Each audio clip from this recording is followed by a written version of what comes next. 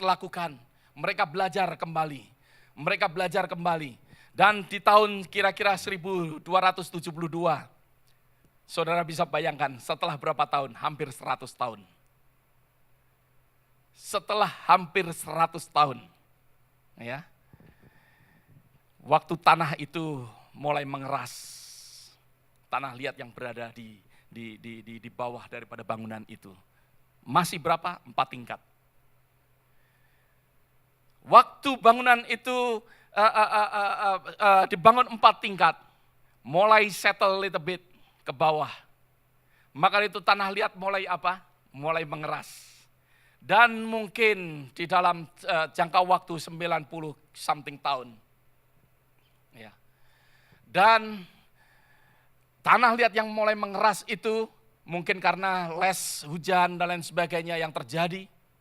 Maka dari itu mereka memutuskan, ayo kita bangun lagi. Sesuai dengan rencana daripada Bonanno. Membangun kembali. Dan akhirnya di tahun 1278, 6 tahun, mereka menyelesaikan sampai berapa? 7 tingkat. Dan akhirnya di dalam tahun 1372, setelah mengambil kira-kira 200 tahun, untuk membangun akan bangunan ini memakan 200 tahun. Setelah 200 tahun, maka dari itu mereka membangun menara yang paling top. Mereka ini rencana dari semula, mereka membangun di sebelah katedral di kota Pisa. Dia ingin mendirikan lonceng yang tersendiri daripada katedral. That's why nggak nempel sama sekali dengan katedral. Ya, kalau saudara tadi lihat building yang utama, nah itu katedralnya. Enggak nempel, membangun sendiri dengan fondasi sendiri. Maka dari itu kemiringan daripada menara Pisa tidak efek akan katedral. Ya, nah di dalam kurun waktu kira-kira ya kalau saudara bisa bayangkan kemiringan demi kemiringan terus terjadi, ya kemiringan demi kemiringan terus terjadi. Sampai pada tahun 1990, mereka memutuskan, that's it, stop dulu. Jangan ada orang yang berada di sekitar, jangan ada karena makin miring saudara. Menara ini makin miring. Maka itu di stop tahun 1990.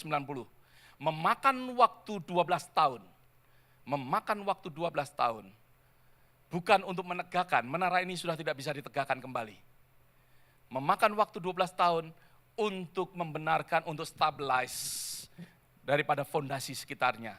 Memakan waktu 12 tahun, saudara bisa bayangkan. Itu terjadi pada bulan Januari tahun 90 dan selesai kira-kira Desember. Hampir 12 tahun, ya, kurang 1 bulan. Menara ini dibuka kembali dan mereka menyatakan sudah stable sampai kira-kira 200 tahun. Nanti next setelah 200 tahun nggak mengerti. Jadi setelah tahun 2001 menara ini dibuka kembali untuk umum. Saudara, untuk renovasi, untuk membuat menara ini stabil, kira-kira memakan uang berapa saudara? $25 million. Ya, hanya untuk menstabilkan akan bangunan ini. Karena kalau tidak akan kalau tidak distabilkan, maka itu bangunan ini akan tumbang. Bangunan yang dianggap sebagai bangunan yang sangat bersejarah oleh UNESCO, ini akan hancur, saudara, kalau tidak distabilkan. Dan saudara bisa bayangkan, karena sesuatu, bukan sesuatu, kalau kita lihat dari bangunan tadi, bukan kesalahan daripada desain. Bangunan ini didesain secara luar biasa, secara indah. Bukan karena materialnya. Materialnya saudara tahu sendiri, marble dari Italia itu adalah luar biasa. Ada amin saudara. Tetapi masalahnya yaitu mereka salah menduga akan fondasi. Mereka salah menduga akan fondasi yang tidak stabil di pizza. Sesuatu lapisan yang mengandung clay dan di bawahnya yaitu sesuatu tanah ya berpasir yang sangat besar. Maka itu ada sesuatu ketidakstabilan yang terjadi. Mereka berusaha untuk membangunnya. Maka itu memakan waktu berapa lama? 200 tahun lebih untuk membangun akan menara ini. Kalau kita ini di dalam kehidupan kita salah membangun, maka dari itu kita membutuhkan dengan susah payah. Dengan susah payah, begitu lama kita membangun akan kehidupan kita. Kalau kita ini salah membangun, maka dari itu kerusakan yang hebat yang seperti firman Tuhan katakan, akan dialami oleh kita. Memakan suatu biaya yang besar.